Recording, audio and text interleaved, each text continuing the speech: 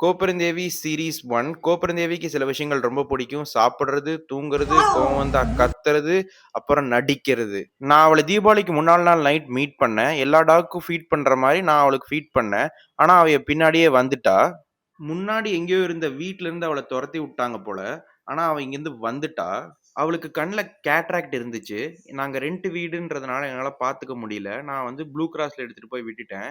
நான் அவள 2 நாள் கழிச்சு போய் பார்க்குறேன். அவ அந்த கேட் முன்னாடியே நிக்கிறா. அவ போகவே இல்ல. அவள பார்த்தோனே தேம்பி தேம்பி அழுகுறேன். எதுக்கு அழுகுறேன்னு எனக்கு தெரியவே இல்ல. நான் அவள வீட்டுக்கு கூட்டு வந்துட்டேன்.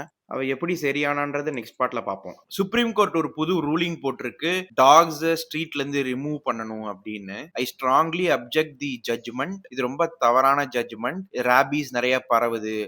ஸ்ட்ரீட் டாக்ஸ் வந்து மத்த ஹியூமன்ஸ கடிக்குதுன்ற அடிப்படையில இந்த ஜட்ஜ்மென்ட் பாஸ் பண்ணியிருக்காங்க. இதுக்கான ஒரே சொல்யூஷன் என்னன்னா, adopt, don't buy. Thank you.